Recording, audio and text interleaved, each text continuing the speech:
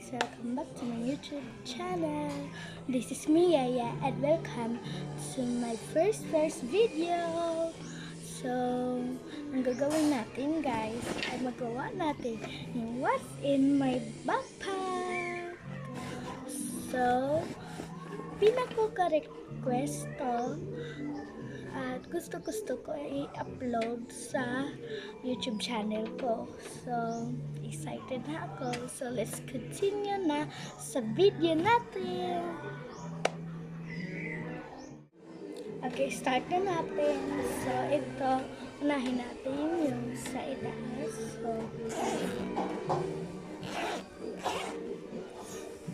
first, tayo ay may activity notebook.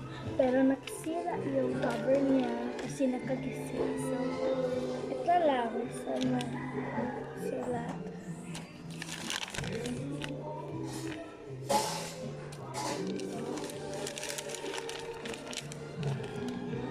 Ito lang nakasulat ko. At 80 leaves lang. Pero iba ang nakagising. Next tayo ay may papel. Isa lang nakasulat kasi mat to. Pero gagamitin ko sa ibang kong activity ng subject. Next, tayo ay may pencil case. So, may tayo ay sa dalawa, apat na ball pen. Iban mo lang takip kasi nakatago sa iba't ibang classmate. At isa tayo kalapis. So sa aming Bisaya, tinatawag namin to ay tahal. So, or sa English ay sharpener. Next, may correction tape tayo. Color pink to guys. Kasi paborito ko color pink. So, ganyan yung feeling ko.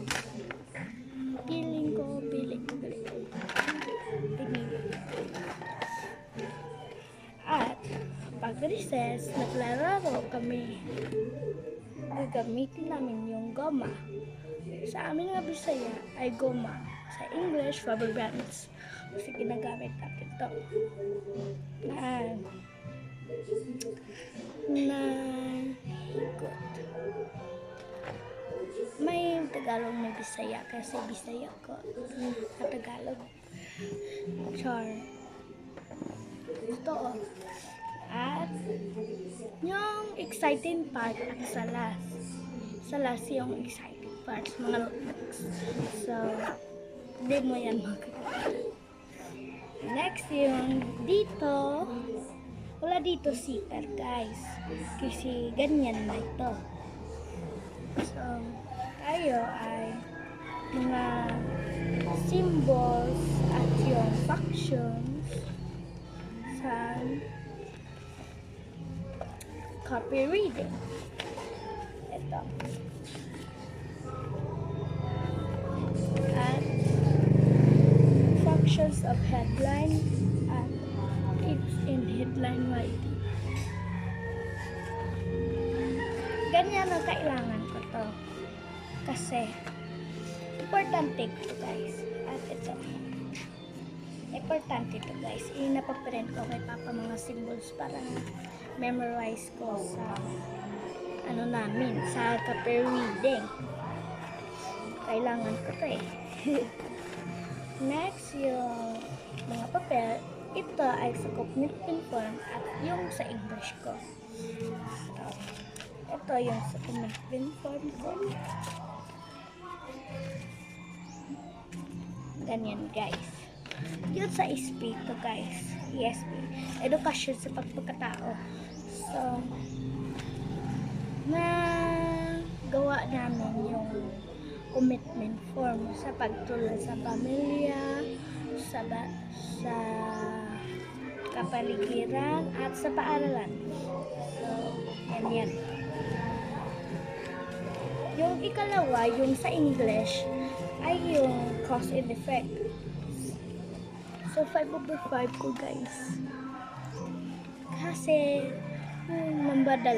madali yung English kasi maintindihan ko, guys. Next tayo may oil pastel. Ginagamit ko lang to sa arts. May arts kami. Yung sa Lunes, yung music. Yung sa Tuesday ay arts. At Wednesday, health. Thursday and Friday, PE. So, ganyan kami.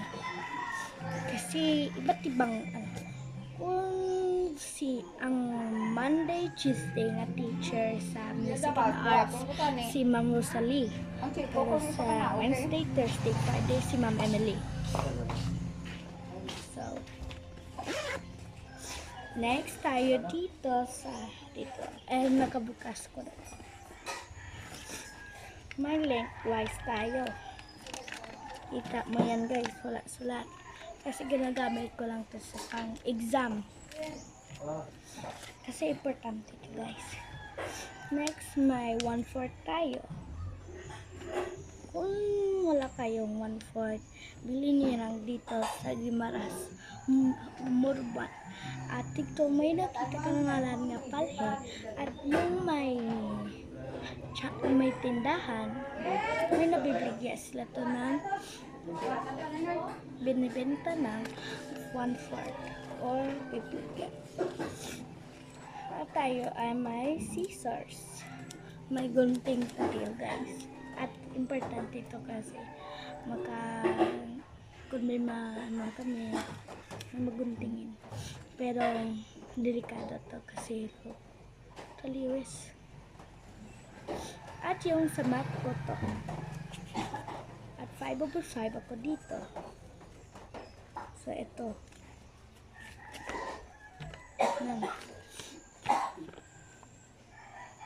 Ang daming check ko, guys. So, at sa daming check. At tayo ay kailangan ko na ito sa copy reading ulit. Symbols naman ito. So, kailangan ko to ulit. At magka-join ako ulit sa journalism sa iba't ibang paaralan. So now, ay sinabi ko, the last but not the least, yung notebooks. Importante na, guys, kasi nakasulat natin yung mga notes. So, ganyan. Isa dito ay akin test notebook. Yung mga summative test, pero hindi ba mga exam kasi mga summative, mga periodic test. Ganyan. Ito.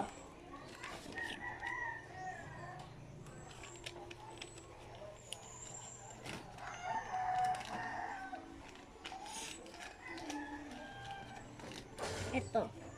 Muna sa ESP. Education sa pagpaaral. Kita mo mga nakasulat na may 14/20 ako. Pero embarrassing sa iba. Kasi ano lang ako sa speed, hindi ko maintindihan yung iba, pero maintindihan ko yung iba. Hindi ko maintindihan Filipino. Dito sa Pilipino ay mga baba na score. Pero kisa may mataas na score. Pero di yan importante. Yeah. So dito sa science, yung akin na pinakataas sa score dito. Taas dito akin score. Naka 15/15 ko. At dito, nakataas man dito akin score. Naka 13/15, na 13/15 ulit, 15/15, at ulit. At ipipi ko. kanya mga baba man ang score. Kasi mga 6/8 ako, mga 13/15 ako. Pero 7/15 kasi sa fourth quarter exam. Sa math, yung pinako ka baba dito. Na 13 ko. Wait lang guys, may magbumibili. Okay ba guys, balik na ako. So continuehan natin to kasi may na bumibili. Dito, yung sa math, yung baba ako dito. 13/20 ako dito. Pero yung ang talino sa akin sa math, yung si Arlene. Siya talino kami. Pero parehas kami ng score. Okay, dito sa AP, yung taas ko dito. Taas ko ang aking score. Nagka-18/20 ako dito. Kaya sa AP, yung pinaka importante kasi makaalam natin yung Pilipinas labanin ang mga Espanyol sa pagpanakop sa Espanyol sa atin kasi nakakolonize na kita, pero grade 5 lang ko, sa grade 6 lang ang colonize ang Espanyol. Next, yung the last but not the least is the mate. Yung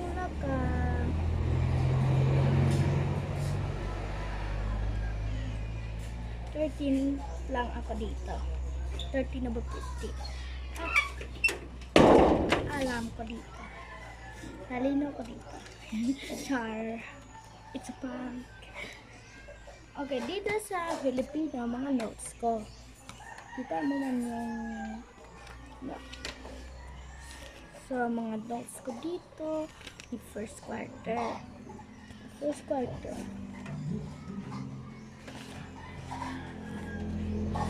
Para di maiba ko na quarter. So, mga second, third, at fourth. So, last na quarter namin to. At mag-grad ma-recognition namin dito sa grade 5. Next, yung science.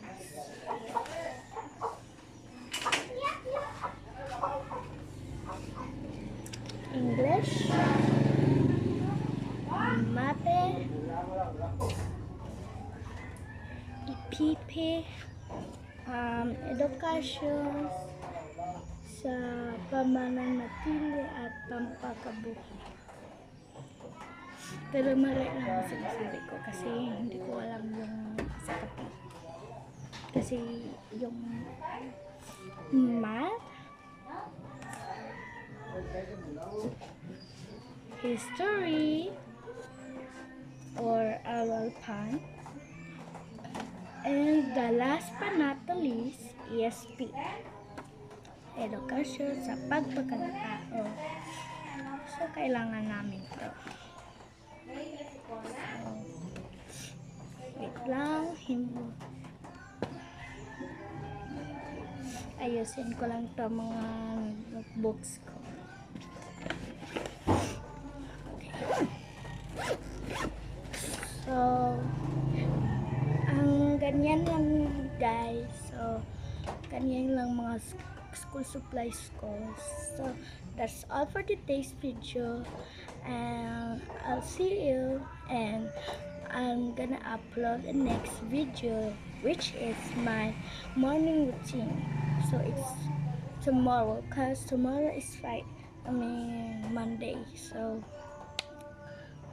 bye. I'll see you next time, and I'll upload a new video.